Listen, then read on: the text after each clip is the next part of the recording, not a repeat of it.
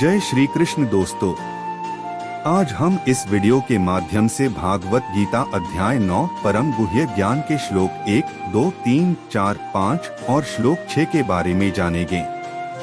और आपसे निवेदन है कि अगर आपको वीडियो अच्छी लगे तो लाइक, सब्सक्राइब और कमेंट जरूर करें। आइए चलते हैं पहले श्लोक की ओर। श्लोक 1, प्रभाव सहित ज्ञान का विषय। श्री भगवानुवाच इदं तु ते गुह्यत्म प्रवक्ष्याम्यंसूवे ज्ञान विज्ञान सहितं यज्ञात्वा मोक्ष से शुभात्। अर्थ, श्री भगवान बोले, तुझ दोष दृष्टि रहित भक्त के लिए इस परम गोपनीय विज्ञान सहित ज्ञान को पुनः भली भांति कहूँगा, जिसको जानकर तू दुख रूप संसार से मुक्त हो जाएगा। व्याख्या। इस श्लोक में भगवान श्री कृष्ण अर्जुन से कह रहे हैं कि वह अब उन्हें सबसे गुप्त और महत्वपूर्ण ज्ञान बताएंगे। यह ज्ञान और विज्ञान का संगम है, जो न केवल ज्ञान को प्रकट करता है बल्कि गहरी समझ और विवेक भी प्रदान करता है। इस ज्ञान को समझने और ग्रहण करने के बाद अर्जुन संसार के बंधनों से मुक्त हो जाएगा और उसे मोक्ष प्राप्त होगा। यह श्लोक बताता है कि भगवान अर्जुन को एक अत्यंत महत्वपूर्ण रहस्य बताने वाले हैं, जिसे जानकर वह पूरी तरह से आभासित होगा और उसकी आत्मा को सच्चे मोक्ष की प्राप्ति होगी। यह ज्ञान विशेष रूप से उन लोगों के लिए है जो ईर्ष्या या संदेह से मुक्त हैं, क्योंकि केवल एक साफ सुथरी और निष्पक्ष मन ही इस गुप्त ज्ञान को पूरी तरह से ग्रहण कर सकता है। भगवान श्री कृष्ण यहाँ यह स्पष्ट कर रहे हैं कि यह ज्ञान न केवल सामान्य ज्ञान है बल्कि इसे विज्ञान के साथ मिलाकर देखा जाना चाहिए, जिससे कि इसका प्रभाव और भी गहरा और परिपूर्ण हो। यह श्लोक आत्मज्ञान की ओर एक महत्वपूर्ण कदम को दर्शाता है, जो आत्मा की सच्ची स्वतंत्रता की ओर ले जाता है। श्लोक 2, राजविद्या राजगुह्य पवित्रमिदमुत्तमम् प्रत्यक्षावगम धर्मे सुसुखण कर्तुमव्ययम्। अर्थ, यह विज्ञान सहित ज्ञान सब विद्याओं का राजा, सब गोपनीयों का राजा, अति पवित्र, अति उत्तम, प्रत्यक्ष फल वाला, धर्मयुक्त, साधन करने में बड़ा सुगम और अविनाशी है। व्याख्या। इस श्लोक में भगवान श्री कृष्ण ने राजविद्या अर्थात राजा की विद्या और राजगुह्य अर्थात राजा का रहस्य के बारे में बात की है। यहाँ पर राजविद्या का मतलब है ऐसा ज्ञान जो अत्यंत महत्वपूर्ण और सर्वोत्तम हो और जो राजा के लिए भी आवश्यक है। यह ज्ञान अत्यंत पवित्र और श्रेष्ठ है। प्रत्यक्षावगम धर्म का अर्थ है कि यह ज्ञान प्रत्यक्ष रूप से अनुभव किया जा सकता है और यह धर्म के अनुसार है। इसका मतलब यह है कि यह ज्ञान अनुभव करने में आसान है और यह धर्म के नियमों के अनुसार है। सुसुखण कर्तुमव्ययम् से तात्पर्य है कि इस ज्ञान को प्राप्त करना बहुत ही सुखद है और इसे कोई भी कष्ट नहीं उठाना पड़ता। इसका अनुसरण करना सरल है और इसके परिणाम शाश्वत और स्थायी होते हैं। इस प्रकार यह श्लोक यह स्पष्ट करता है कि यह ज्ञान न केवल महत्वपूर्ण और गुप्त है बल्कि इसे समझना और अपनाना भी बहुत आसान है और इससे प्राप्त लाभ स्थायी और सुखद होते हैं। श्लोक 3, अश्रद्धानाः पुरुषा धर्मस्यास्य परन्तप अप्राप्यमा निवर्तन्ते मृत्यु संसारवर्त्मनि। अर्थ, हे परंतप, इस उपयुक्त धर्म में श्रद्धारहित पुरुष मुझको न प्राप्त होकर मृत्यु रूप संसार चक्र में भ्रमण करते रहते हैं। व्याख्या। इस श्लोक में भगवान श्री कृष्ण ने स्पष्ट किया है कि जो व्यक्ति धर्म, विशेषकर भक्ति और योग के मार्ग में श्रद्धा और विश्वास नहीं रखता, वह इस मार्ग के लाभ से वंचित रहता है। इसीलिए ऐसे लोग मृत्यु और संसार के चक्र में फंसे रहते हैं और उन्नति के मार्ग पर नहीं बढ़ पाते।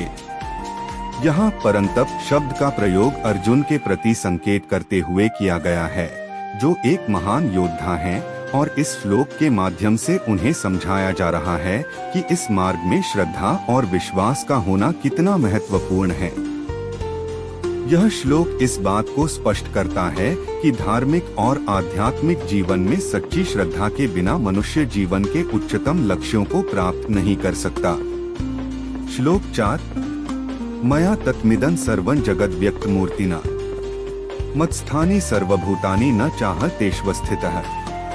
अर्थ, मुझ निराकार परमात्मा से यह सब जगत जल से बर्फ के सदृश परिपूर्ण है और सब भूत मेरे अंतर्गत संकल्प के आधार स्थित हैं, किंतु वास्तव में मैं उनमें स्थित नहीं हूँ। व्याख्या। इस श्लोक में भगवान श्री कृष्ण यह स्पष्ट कर रहे हैं कि संपूर्ण ब्रह्मांड और इसके सभी जीव वस्त्र उनके अव्यक्त मूर्ति अज्ञेय रूप से व्याप्त हैं। इसका अर्थ है कि भगवान की उपस्थिति ब्रह्मांड में सभी स्थानों पर फैली हुई है, लेकिन वह अपने स्वरूप में अप्रकट रहते हैं।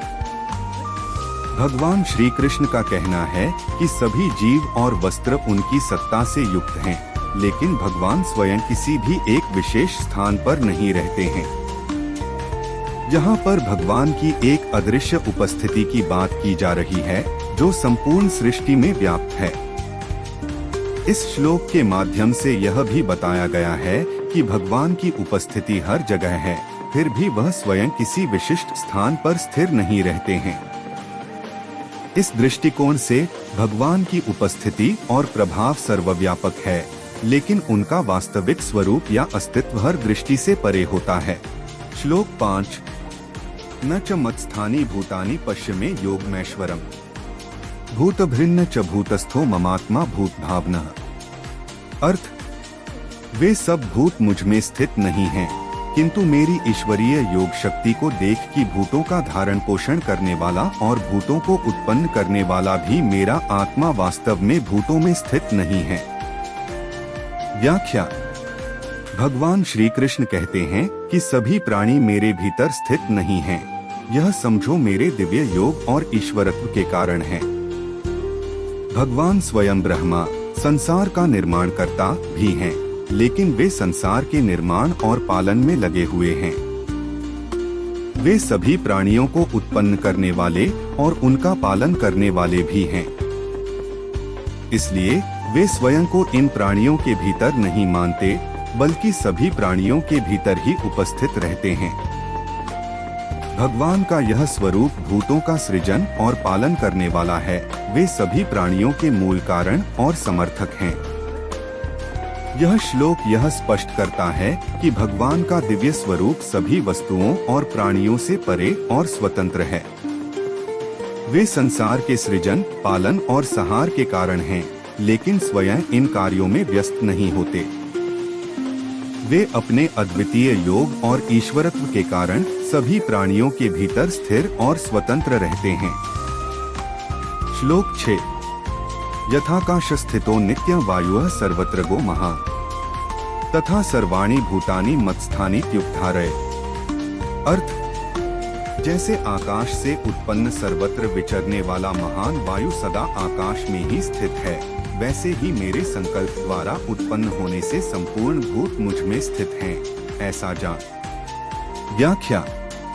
इस श्लोक में भगवान श्री कृष्ण ने एक गहरे और रहस्यमय ज्ञान की व्याख्या की है। यहाँ पर आकाश में स्थित वायु की उपमा दी गई है, जो सर्वत्र व्याप्त और सर्वज्ञ है। जैसे वायु का हर स्थान पर होना और उसके बिना कोई भी स्थान पूर्ण नहीं होता, वैसे ही ईश्वर या परमात्मा सभी प्राणियों और सभी वस्तुओं के भीतर विद्यमान है। इस श्लोक के माध्यम से यह संदेश दिया गया है कि ईश्वर सभी जीवों में व्याप्त है और उसके बिना कोई भी अस्तित्व नहीं हो सकता। यह श्लोक हमें यह समझाता है कि परमात्मा की उपस्थिति सभी सजीव और निर्जीव वस्तुओं में व्याप्त है, जैसे आकाश में वायु की उपस्थिति हर स्थान पर होती है।